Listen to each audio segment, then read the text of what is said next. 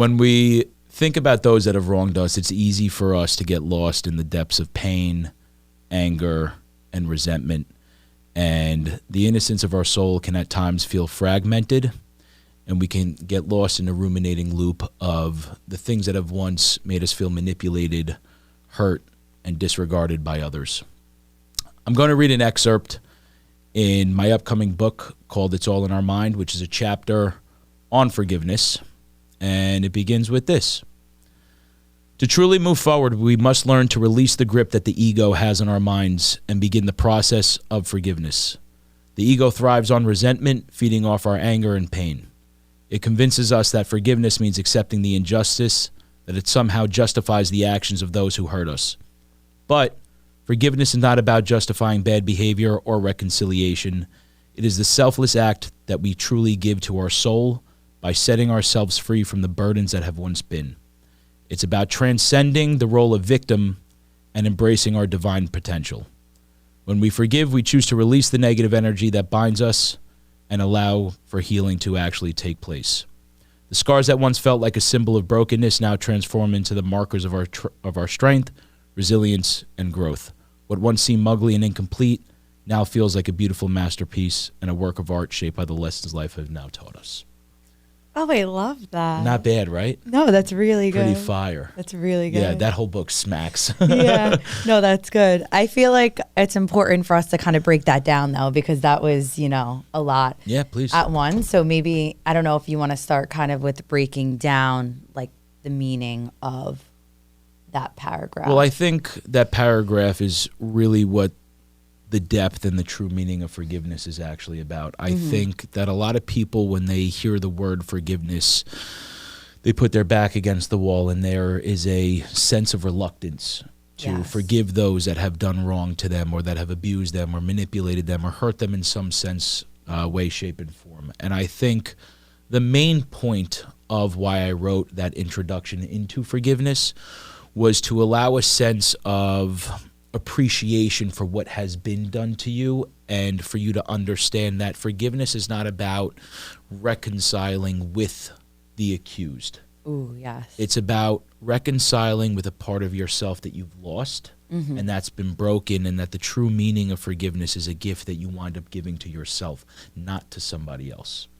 So that's the meaning of that paragraph. And I think a lot of people get very lost with forgiveness because it is really hard. You're dealing with shame, guilt, anger, sadness. Yep. There's so many different emotions that come to the surface when someone does you wrong or hurts you in a very significant way. So having to think of, forgiving someone, I think the term is always misconstrued of what it really means, kind of like you were saying.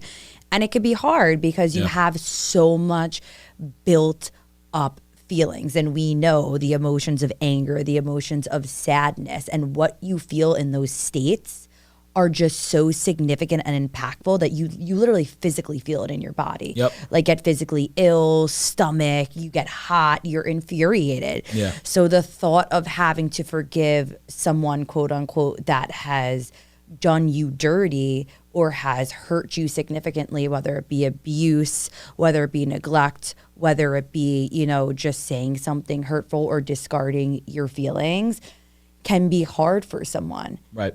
So I feel like it's important for us too to kind of break down forgiveness and the process and what it means. And for me, I think step number one is to acknowledge your feelings and 100%. To acknowledge what happened and to not minimize or suppress the action of someone else, and give yourself time to really understand, the behavior that was done to you and kind of how it manifested. Yeah, which is huge. I think all too often some people will either shut down and dismiss the action that was done to them and kind of compartmentalize it and be like, well, I just don't need to think about this. Yes. And then it winds up, like you said, manifesting into this, I don't want to call it a trauma response, but into a sense where it comes out later in life in ways that they've buried down for so long, and they're not understanding why they're reacting in certain ways and responding in certain ways, which are triggers from a certain scenario that they've never actually been able to move past and forgive. Right.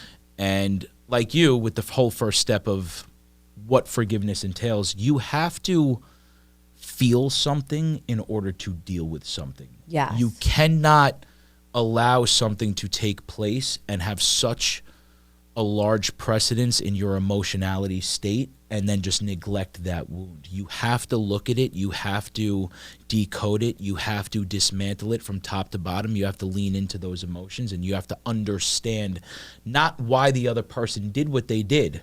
It's about why you're feeling and what you're feeling in that moment. And also acknowledging that what happened to you was real and it's not your fault, because we can't control other people's actions. We can only control our own.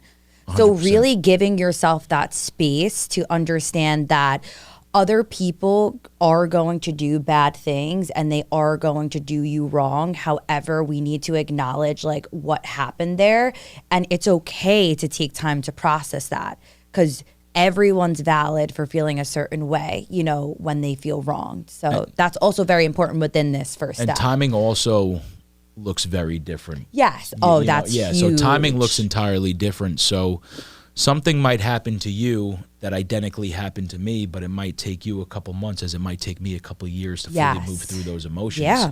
And again, that all depends on somebody's ability to actually work through themselves, how long they actually want to sit with themselves, and how in-depthly they want to understand what happened. So having that grace and that sense of compassion for the thing that has actually happened to you is going to allow you to move quicker through the motion and the emotion of it.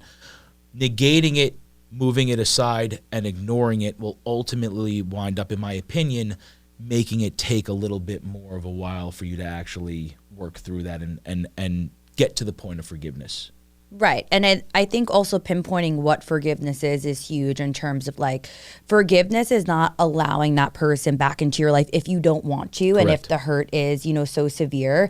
It's not excusing the behavior. It's about freeing yourself of the weight of that pain and that suffering that you have felt, and allowing yourself to accept what has happened. But that doesn't mean you're giving a justification for the behavior. That doesn't mean that you're validating that behavior or making it okay. 100%. It's literally just recognizing what had happened to you, processing that, and then with whatever you want to do in your to reconcile with it, whether that be just freeing yourself from those thoughts, maybe letting that person back into your life if it's something that you feel like is acceptable. It all depends, but it also is understanding you're not excusing the behavior by forgiving. And I think that's the main issue, that what I've noticed, most people have a hard time. I can never forgive that. I can never forgive what they did to me, how they made me feel. Ultimately, we're in control of how we feel at the end of the day. Now, I'm not excusing the bad behavior or justifying someone's terrible, volatile behavior that may have taken place.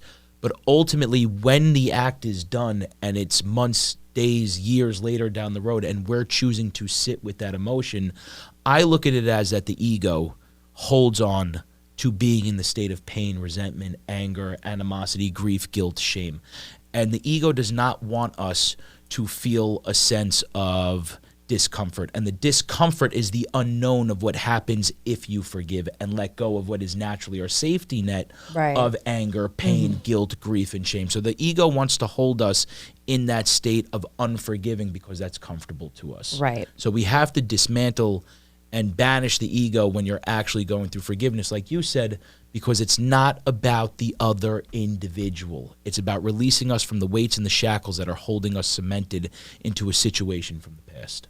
Yeah, and I think it's huge that forgiveness is about freeing ourselves from the weight of anger, the weight of resentment, the weight of pain, so it no longer controls you. These emotions are so significantly felt to a degree that I don't even feel like people realize, because when we're in this state for so long, it kind of almost becomes our norm.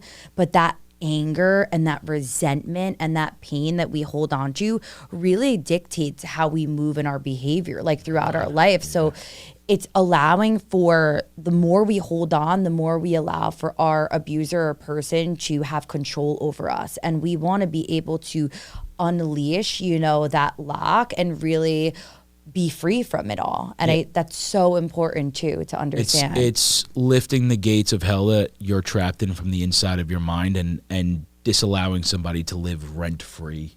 Yes, rent free in your rent free in your mind. That would be what Yeah. So when you are refusing to forgive anyone's actions, and again, I am not taking away from the severity of somebody's actions, but when you have worked through the emotions, when you have sat with them long enough, when you have accepted the outcome, you are allowing somebody to live rent-free in your mind and just flounder around in there and take up space and all of your free time. And that is your energy and your attention that you're devoting to something that no longer serves you, which inadvertently detracts you from devoting your time, energy, and effort elsewhere where you can be being productive.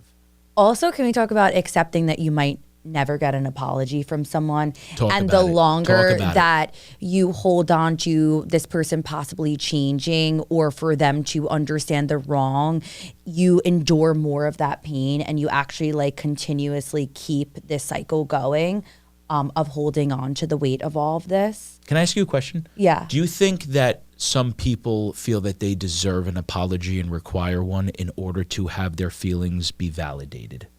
Is it an importance for somebody to be validated? Is that why they demand an apology?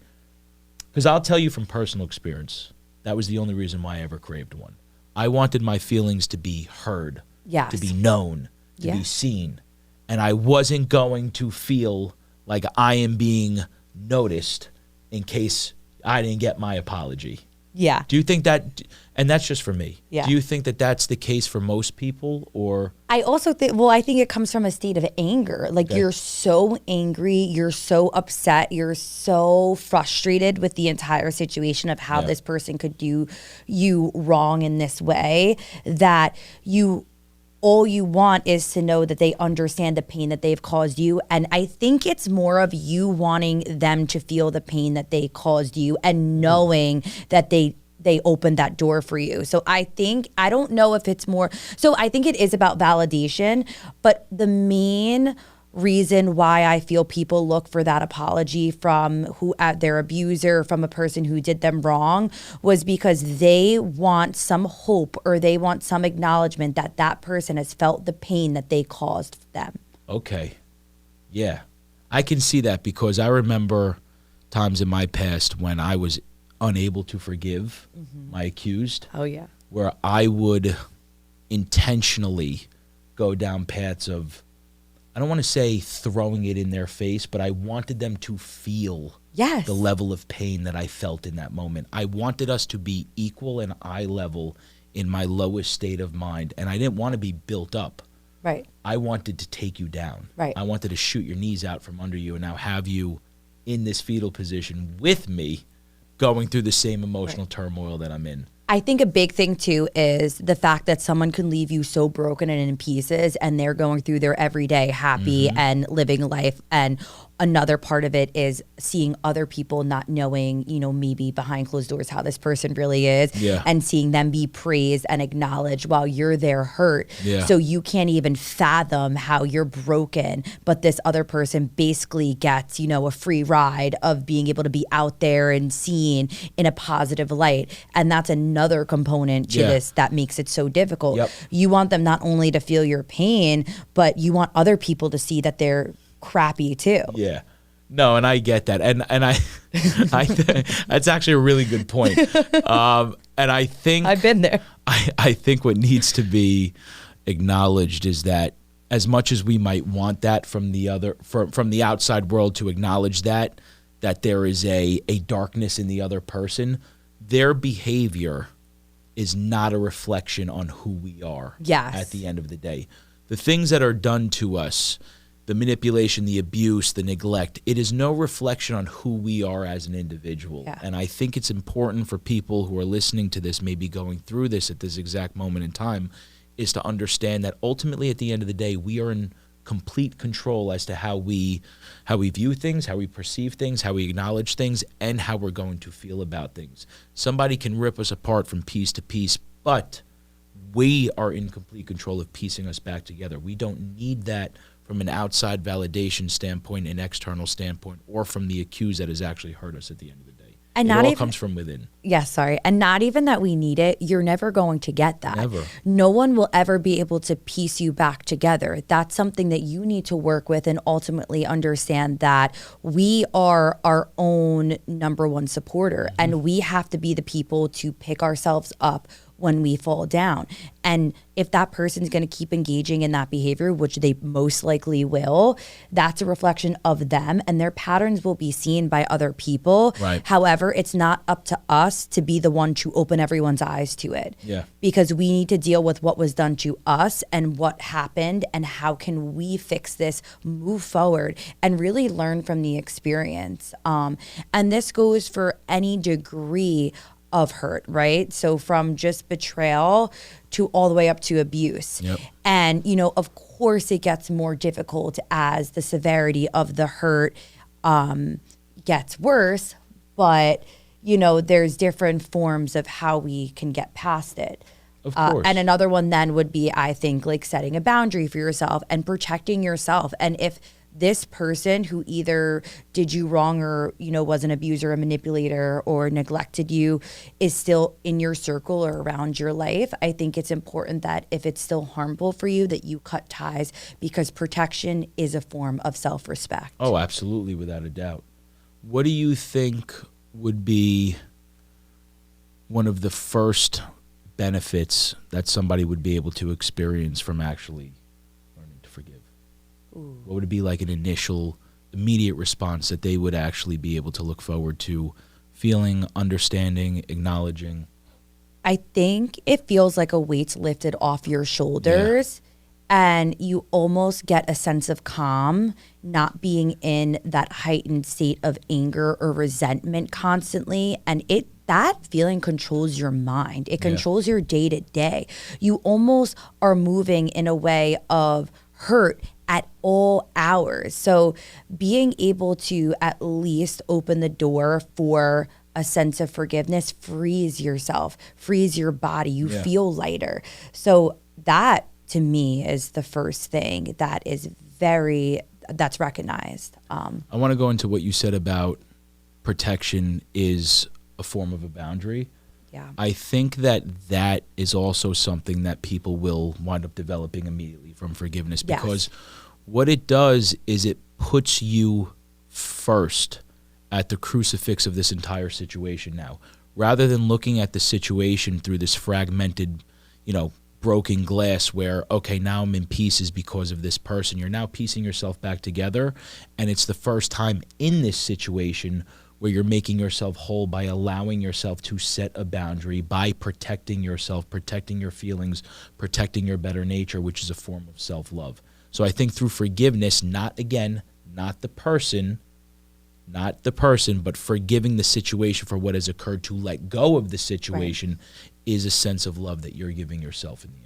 And maybe a way we could say it too, for people to understand it better and not just hear the word forgiveness, because it can be triggering, especially if you dealt with something very severe, could be accepting what has happened to you. Yes, my acknowledging it. Yes. And now moving forward to be able to reclaim power to your own mind and not allowing this devastating event to control you and control your thoughts. So that if you find that maybe forgiveness and the term forgiving might sound like too much for you to be able to handle, I think looking at it in more of a way of accepting what has happened. We can't go back and change the past, but we could reframe our thoughts. We can understand that certain people are just bad people, or engage in bad behaviors. And we can't control that, and we can't do anything for that person to open their eyes. But what we can do is allow for ourselves to understand what has happened to us and almost make it as if it's a power shift to ourselves of how can we move forward to be better, and what did I learn from this? Oh, absolutely. To be able to navigate life now differently and the complexities of it, because this isn't going to be the first time that you need to forgive, and it's not going to be the first time that someone's going to do you wrong. It's inevitable. Right. So now being able to take from the pain that you experience, take from what you've seen from that person and really move forward in a way of being able to build yourself up with resiliency is huge. Yeah, you foster that internal ecosystem of resilience, self-compassion. What I've noticed in my own work that I've done is the more that I've actually learned to forgive, you had brought up acceptance. So acceptance is another form of forgiveness in a sense, right? And you develop this radical acceptance. But what I've also seen on the other side of that, and I'm not speaking for everybody, is you also develop a sense of non-attachment. And for me personally, what I've noticed is the more that I've been able to forgive, the more I've been able to, in a healthy manner, detach from situations that no longer serve me and no longer reign power over me. And you can wind up bringing that mentality into other scenarios and facets into your life. The whole theory of detachment, and that doesn't mean detaching from yourself. This is not, or emotionally disconnected. Yeah, you're not emotionally disconnecting at all. You are very emotionally present, but you're detaching from the fact that, again, nothing belongs to you at the end of the day, that this is okay, that this has happened, this just doesn't serve me anymore, I can wind up moving forward. And I think that with those three things coalesce into one nature, from forgiveness, acceptance, and then the non-attachment factor, you create, like you said, that resiliency, and you foster that internal self-compassion and that narrative that kind of rewires into something entirely different. I love that. Yeah, thank you. Yeah. Appreciate that. It's also easier when you get to that state to be able to recognize kind of what you were saying, what no longer serves you, and allowing for things to kind of like brush off your shoulder and being able to flow. Yeah. And not just, you're feeling it, but you're like, okay, tomorrow's going to be a better day. Or maybe this person just had a bad day. Or you want to know what? This person just really doesn't know how to treat someone. And you're almost now not personalizing everything. And this is what is very impactful with forgiving and learning to accept as well, is personalizing things, and people's actions tend to come with being resentful and being angry and all of those things. Very factual. So when we learn and take away from a person's actions that it's not me, it's them, this now allows for you to be able to quickly identify what no longer serves you, be able to understand that, this is going to happen at times and it's okay, but I know what I stand for. You're going to be able to have your own boundaries. You're going to be able to protect them, and you're going to be able to enforce how you feel and not feel bad about it. So there's so many different components that come from this, and kind of learning, how to forgive. It's also learning that just because you've learned to forgive one situation, you might get hit with something else, and it might take you longer to forgive that next situation. Yes. So again, this all comes down to that internal working of actually healing through things, right? So healing in and of itself, forgiving is the same nature. It's not a linear path. No. Just because you work through 1, 2, 3, 4, 5 situations doesn't mean that another 2, 4, 6, 8, 20 aren't going to pop up. And out of those 20 situations, one of them might severely affect and trigger you, which again, when you're triggered, it's a doorway for you to look within and see why you're getting triggered, but it might take you longer to work through something. So I think what a lot of people go through is they wind up saying, okay, like, oh, I've learned to forgive. I let this go, I let that go, and then something else happens. Right. And then they revert right back into the old tendencies, and then they're refusing and reluctant to actually let go of this situation because it's entirely different from the other situation. And it's really hard to do, and it's okay if you're not ready. Like you said earlier, some people it'll take a month, some people it'll take years, especially depending on the severity of the behavior that was done towards you. It takes a lot of work. And if there's trauma involved in it, if there's, physical, sexual abuse, things of that nature, these things are very complex and take a long time to get to where we're talking about now. So I don't want anyone to feel like this is an episode of, you need to forgive right now.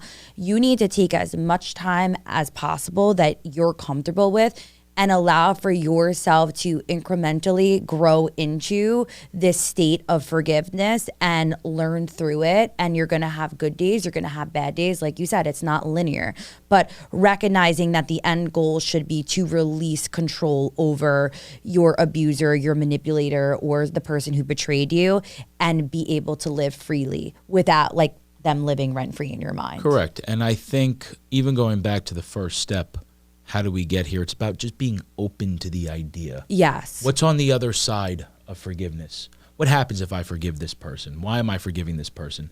Each episode, you and I have actually spoken about developing that gentle curiosity with one another. Yeah. And I think that's so important because that channels into everything that we talk about. It channels into the trauma. It channels into the addiction. It goes into every episode that we've done so far. You can just simply ask yourself a question. Well, how does this serve me? What's on the other side of this? What's on the side of the unknown of forgiving? And I think the more that you allow yourself to travel down that path of the unknown of, okay, I've never went through this before. I've never actually experienced what it's like to forgive somebody. You might notice, or you might come to the conclusion that there's something on that other side of forgiveness that serves a version of you that you've been waiting and dying to be. That's my 2 cents on that. And I love that. And I think that it's very important also for people to understand that as you forgive, and I love the point that you came up with before, that different situations are going to arise where it might trigger you in ways that you never thought were going to happen. And it's very unexpected, also inevitable. And it is okay to have those different journeys of forgiveness look different. Like, you don't have to have it all figured out at once. It doesn't need to be, you got it down once with one situation and now every other situation has to look like that. It's okay. And it's okay to not like that person who did you wrong. And it's okay to think of, how they're an awful person or how what they did was terrible. That's okay. That is a part of forgiving. But you could forgive and not forget. And that's super important. I just had a raging ADHD moment. Yeah. Something just popped into my head, which I didn't even think of talking about, but I feel like it needs to be spoken about. This also ties into forgiving yourself. Oh, that's huge. Right? I wanted to talk about that too. So this is big. This conversation is not just for those that feel that they have been wronged. Ultimately, at the end of the day, we've all done wrong by somebody. Yes. We have all been somebody's accused. We have all been somebody's wrongdoer. We've all engaged in speaking to somebody poorly or acting in a way that was hurtful to the other person, whether it was intentional or not. We have all done things that have been hurtful to somebody else. And this conversation is not just for us to forgive somebody else. It's about us to forgive ourselves. Because if you can't forgive yourself, which is the true essence of what self-compassion and self-love actually entails, then there's no way that you'll ever be able to forgive anybody else. So it starts from you actually looking within. That way you can then look without. And acknowledge your mistake without avoiding it, right? So instead of trying to avoid the guilt or the shame, face it head on. Yeah. Yep. That's huge. It's really big. And that's the thing. I think that a lot of people go through these avoidant attachment styles, which eventually we will get into. Yeah. And it's easier for us to project our pain or, again, compartmentalize and put it to the side or not want to sit with ourselves when we've actually done something to somebody else because, again, the ego will hold on to that shame, that guilt, that grief that ties into that. It's easier for us to just ignore it. Yeah. But ultimately, again, this comes down to if you're willing to put in the work and somebody else has wronged you, I feel, just personally, you will never be able to forgive somebody else if you have not done the work truly to forgive yourself first for acknowledging your wrongdoings that you may have already done in life. And accept that you made a mistake, but don't let it define you. No. And we're also imperfect. I say this all the time. We're human beings. We are going to slip up. We are going to make mistakes. And through that process, we may hurt someone. And like you said earlier, we all have, hurt a person before. And maybe intentionally, maybe unintentionally. But being able to understand that just because you hurt a person does not mean that you are an awful person is really big as well. Also, you said something last episode, which it really resonated for some reason. You said something at the end of the episode, which also ties into forgiveness. And this one was just because somebody has wronged you 8 years ago or 10 years ago, it doesn't mean they are the same person today. Yeah. And people grow, people change, people wind up evolving. They endure certain things that force them to become somebody different. Some people just choose to walk a path of actual self-acknowledgement after a while because the role that they were playing in this world became boring and it just became a nuisance after a while. So Right.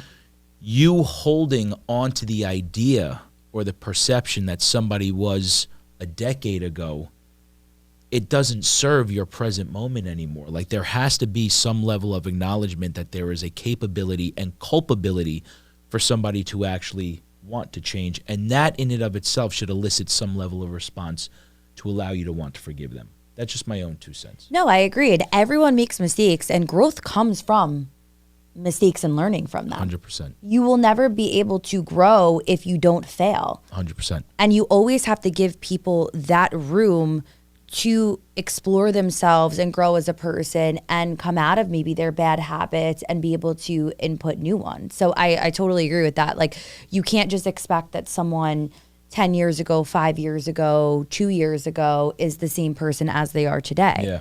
Because we're always evolving. And that's, you said something about like paradoxical nature in a sense where you can't have one without the other. And like life in and of itself is a paradox. So you will never be able to experience joy if you don't experience that pain that Right. comes first. You have to have one in order to understand and know what the other is. So in order for you to actually feel what true forgiveness entails and what that feels like, you have to go through that pain, that suffering, that grief, that sorrow. You can't have one without the other. And like you said, in that moment of despair is where you have the ability to grow and learn from it the most. That's the most important time because that truly tests who and what you're capable of, which then triggers your actual strength in that moment. And it triggers your mind to actually, like you said, resilience, compassion, all internal work. And I think that in order for somebody to learn forgiveness, they have to go through that hardship first. Yeah. It's important. 100%. And if you also know you did someone wrong, try to make amends by them. Yeah. Take responsibility, apologize to them, and really express how you recognize what you've done and allow for that person and give them space to be able to either accept or hear you out. And instead of dwelling on it, focus on what can I learn from this situation? How should I have been? How can I do better next time? You know, why did I do that?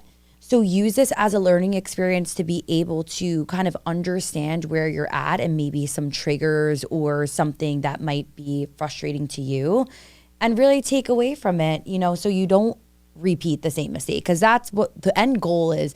Yes, we make mistakes, but we don't want to keep repeating the same one. So if you're going to dwell on it, you're not recognizing or taking accountability. Correct. You're just going to spiral in the same habits and behaviors. If we remove ourselves from that behavior and we allow to open the door for accountability and be responsible for our actions, then we create a space to be able to understand ourselves, learn, and grow. But those 3 things are not going to be there if we don't recognize within ourselves our behaviors and our toxicity. I would also like to make mention on something, and I don't know if you want to add to this, but sometimes when we're so caught up on not wanting to forgive the other person for what they've done to us, sometimes, not all the time, but we ourselves are equally culpable in that situation. We ourselves have equally done wrong in that situation, and we are so fixated on what the other person has done to us that we are reluctant and we are ignorant to the fact that we have also help me out here. My mind just went blank. We've also contributed to that situation. Okay. Are you talking about like for 2 people, if they've both kind of done one Yes. another wrong and it's Yes. kind of them it's kind of a going like back and forth Yes. and a power struggle of Yes. like who's worse and who's worse, who's more wrong, who Right. deserves the apology more. right. Like you kept being verbally abusive, but you cheated on me. Exactly. So okay, like kind of like that Yes, sort of situation. Exactly. So like, again, we become ensnared in our own victimhood of what has been done to us in this woe is me pity party that we refuse to acknowledge and look at our own wrongdoings that have contributed to that situation that have also could be looked at as equally bad. So that also ties into, again, forgiving yourself. Forgiving the other person, but also forgiving yourself, because we are not all saints. We are not all angels. We all have been in situations like that. We all have done wrong by people. We all allow our own perception and our own internal dialogue to dictate how we perceive and look at something being done to us. So sometimes we don't actually look at and see how we are responding, or maybe how we're causing that situation to occur.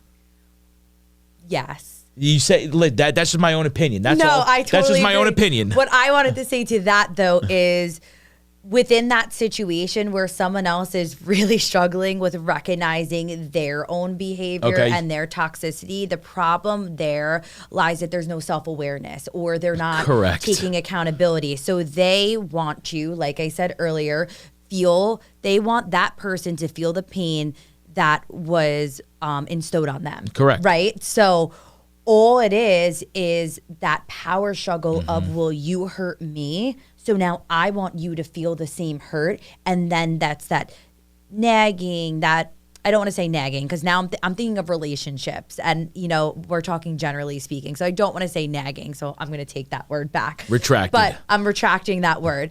But then we get into this dynamic where, if it is a friendship or a couple or things of that sort, I guess I will specify that I'm speaking on. You just want so badly for that person to feel exactly what you felt that you completely forget everything that you've done.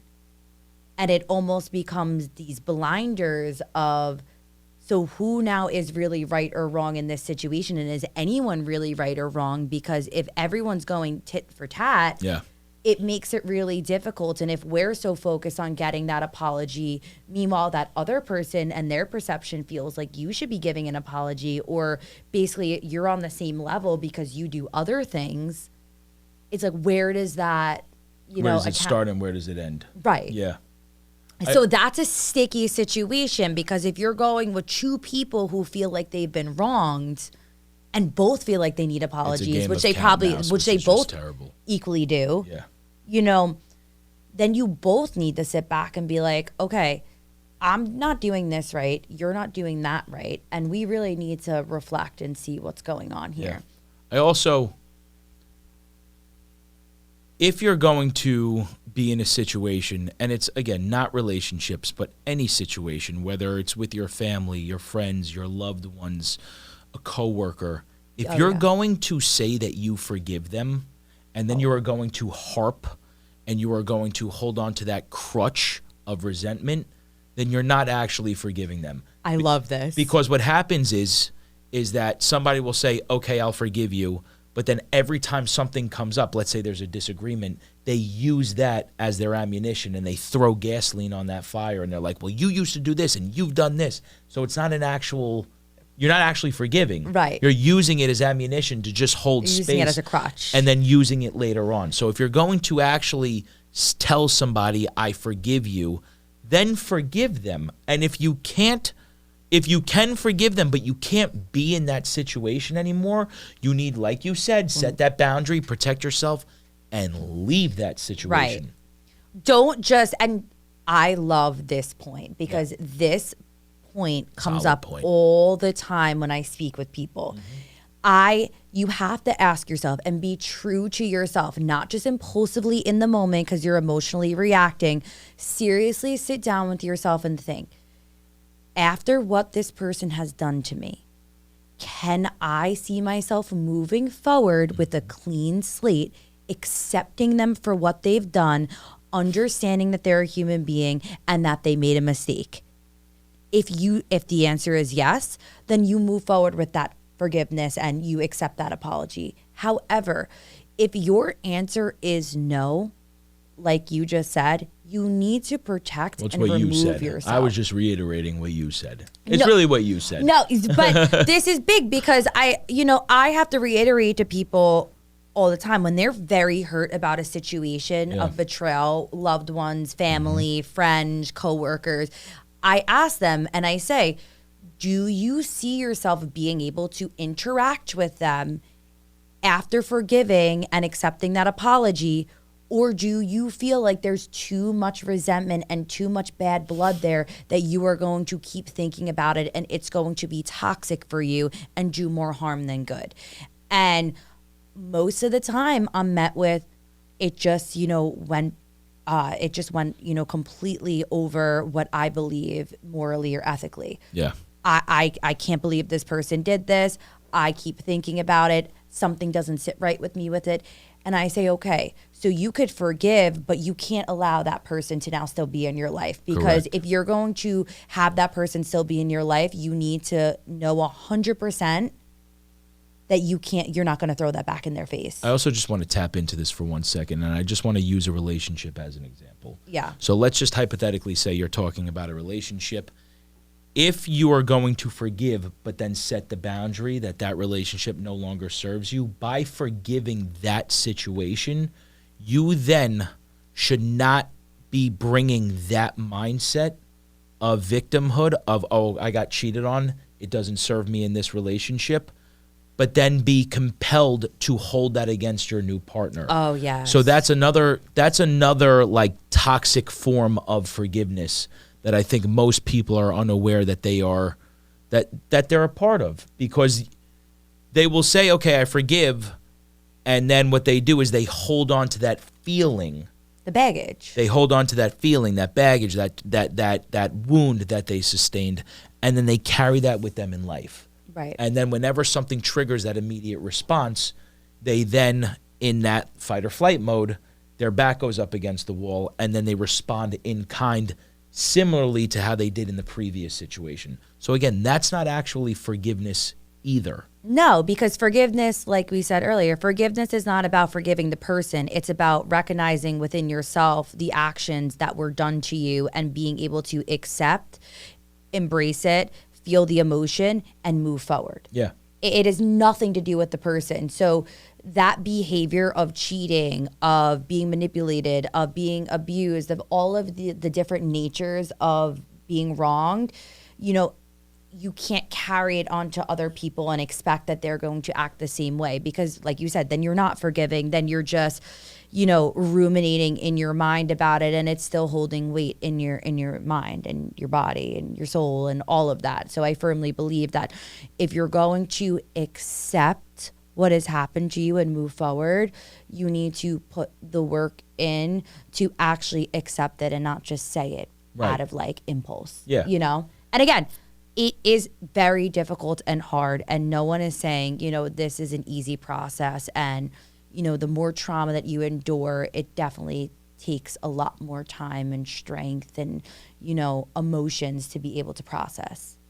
I will tell you, and again, I know that you and I have both been through some pretty deep things. Yeah.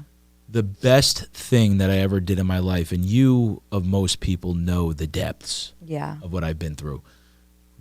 On the other side of that abuse and of that trauma and of those wounds and of that anger, pain, resentment, guilt, shame, you develop a beautiful sense of gratitude for everything that has happened to you. When you truly learn to forgive, when you really learn to forgive the things that have been done to you without needing a single apology from anybody, and you realize that the only forgiveness that you need to give is yourself by letting go of the weight and the baggage, because that's all forgiveness is.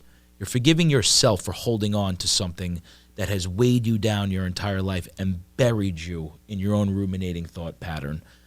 There is a sense of gratitude that unfolds after that, and you are able to then look at the situations that you've been through as a necessity for growth.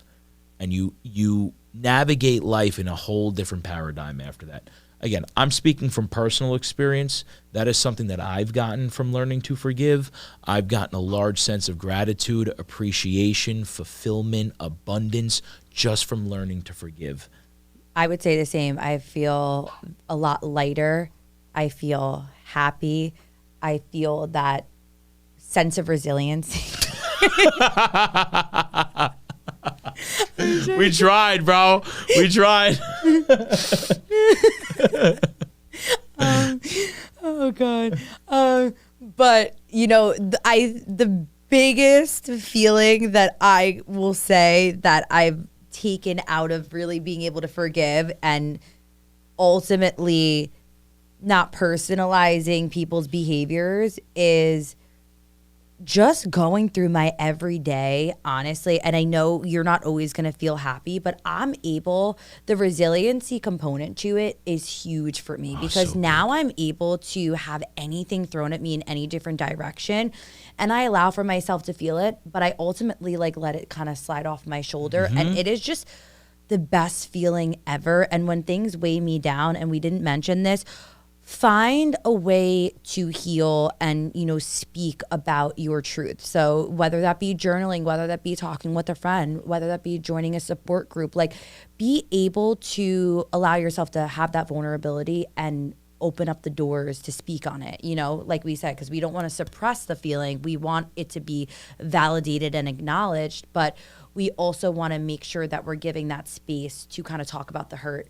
But there's also, and I'm just playing devil's advocate here, there's also the negative effect of talking about it too much and expecting somebody like a friend or a group to validate you so much to the point where now you're just stuck in that vacillating loop of constantly needing the validation for why you're entitled to be hurt. Right. That was something that I noticed because whenever something used to happen to me, I would have to talk about it, talk. And then you just ruminate. And then I just ruminate, So there has to be, and again, time is different for everybody, but there has to be a certain amount of time and whatever that looks like to you individually for you to lean into it, feel with it, deal with it, but then also not allow yourself to ruminate in it to the point where you now develop a new identity from it. I love that. Yeah, that's my 2 cents on that. That's great. That's just my own thing. Yeah, no, I think that is very accurate. So what's your final 2 cents on what lies after for somebody going through this process who's maybe listening to this that can take something away of what's waiting for them? I think that behind all of the anger, resentment, and pain comes a sense of self, of feeling free, of being resilient, of having power of your own mind, and not allowing the behaviors of others to control you. And that is the biggest takeaway from forgiveness for me. I have nothing to add to that. I think that perfectly summed up everything that we said in this episode. Yeah, perfect. Forgiveness is more than saying sorry.